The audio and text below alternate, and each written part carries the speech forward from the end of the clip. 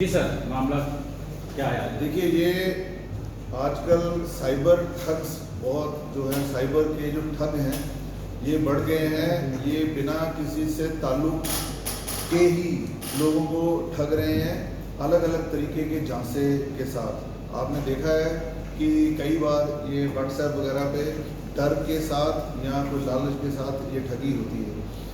जनता को हम काफ़ी जागरूकता के जो कैंपेन वगैरह ये चलाते रहते हैं, तो लेकिन कई बार क्या होता है, ये जो पर्टिकुलर हमारा साइबर ठग है, इसने सोचा कि इसमें लेजिटिमेसी डालने के लिए ये टॉप से शुरू करेगा।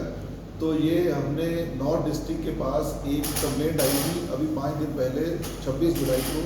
थाना सदर की एक कंप्लेनेंट, एक जो विक्टिम है उनकी तरफ से कि ऑनरेबल एमपी जो हैं हमारे चांदनी चौक जो कॉन्स्टिट्यूएंसी के, उनके रेफरेंस से उनको एक फ़ोन आता है, तो उनके रेफरेंस से ये फ़ोन पे कॉन्टैक्ट करती हैं तो ठगी जाती हैं।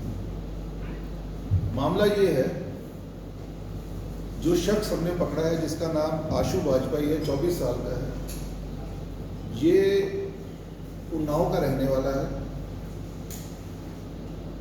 BA 3rd ईयर का ये स्टूडेंट है।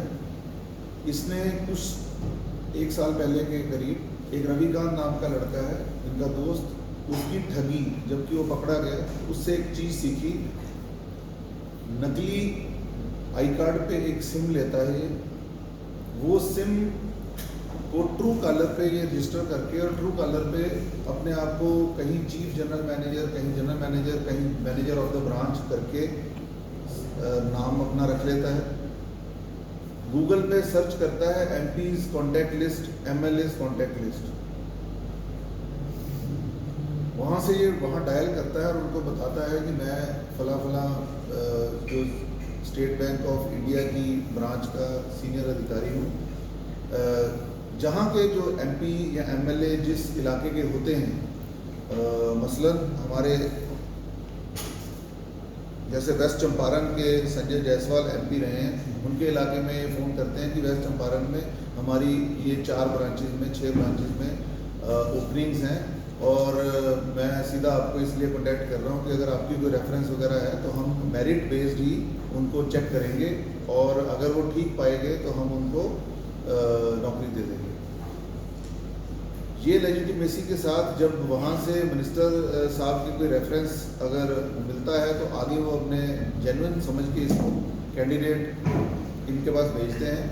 ये ऑनलाइन ही टेली कॉन्फ्रेंस पे ही उनको किसी को रिजेक्ट कर देता है, किसी को सिलेक्ट करता है, अपने हिसाब से देख लेता है, फिर उनको कोई प्रोसेसिंग फ़ी, कोई एग्जीक्यूशन फ़ी वगैरह के चलते चलते 25, 30, 40 हज़ार इतने से ठग के और अपना फ़ोन बंद कर लेता है, फिर नया फ़ोन लेता है। तो ये इस तरीके से हमारी जो सदर बाज़ार की जो विक्टिम है, इनको इन्होंने ठगा। हमने जो साइंटिफिक जो है टेक्निकल ट्रेल के चलते इस शख्स को पकड़ा है। 3 इसके पास मोबाइल फ़ोन मिले हैं, 8 इसमें डेबिट कार्ड्स इसके से वाले से मिले हैं, और 5 इसके जो सिम कार्ड हैं वो मिले हैं। 1,16,000 रुपये इसके जो अकाउंट्स में हैं वो हमने फ्रीज़ कर दिए हैं। 3,46,000 की जो मनी ट्रेल भी है हमें मिली है। टोटल 5 FIR जो ऑल इंडिया में हरियाणा के टोहाना की है, जिसमें एक फतेहाबाद के MP हैं, MLA हैं, उनका केस, एक दिल्ली में मिनिस्टर ऑफ स्टेट हैं कम्युनिकेशन के, उनके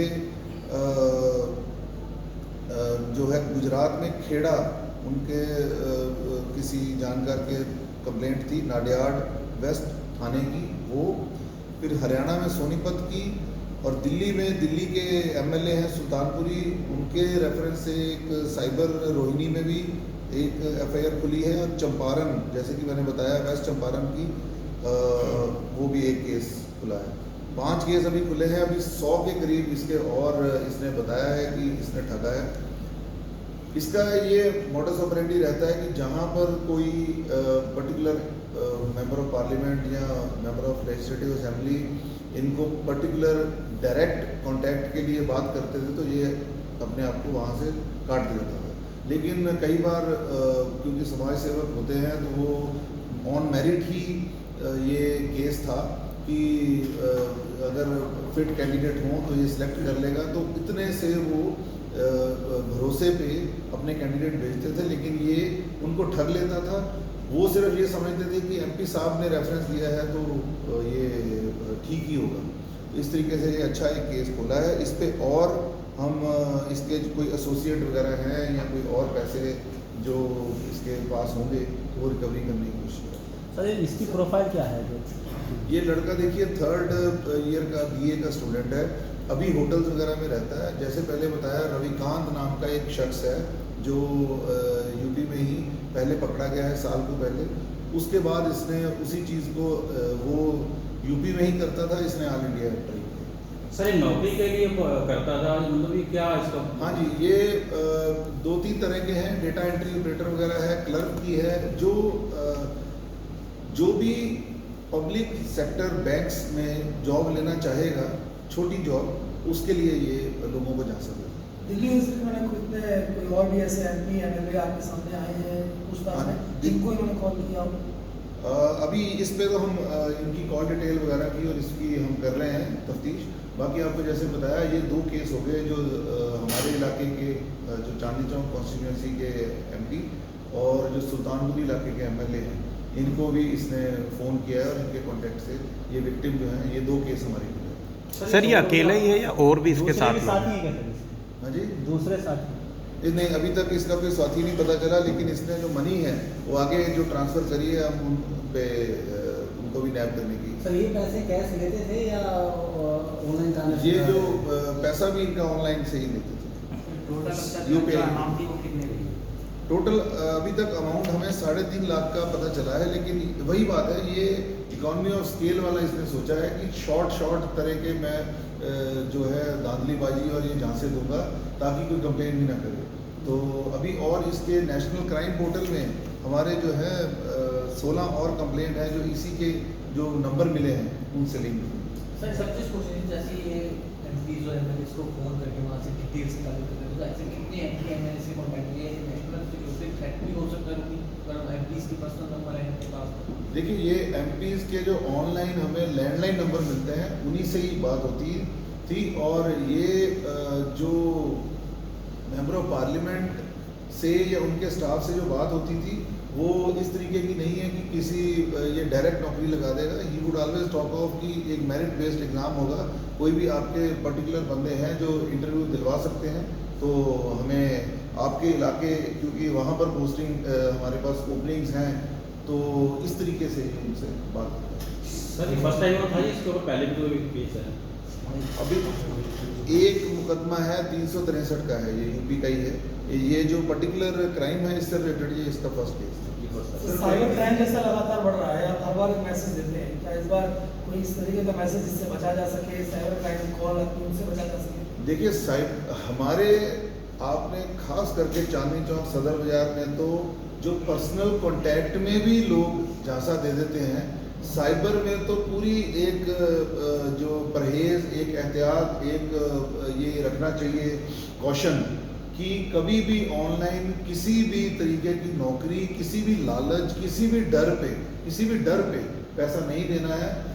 कई बार ये IRS स्कैम US का बहुत फेमस है, वो इंडिया में भी अभी सुना है कि कई केसेस हैं कि इनकम टैक्स में आपका जो है डिफ़ॉल्ट है, इनकम टैक्स ठीक नहीं है, और आपकी जो है जैसे व्यापारियों को बोलेंगे कि आपको जो रेड हो सकती है, बंद कर सकते हैं, आपका टिन नंबर कैंसिल हो जाएगा, आप ऑनलाइन इतने पैसे भरिए, हम आपको लिंक देते हैं।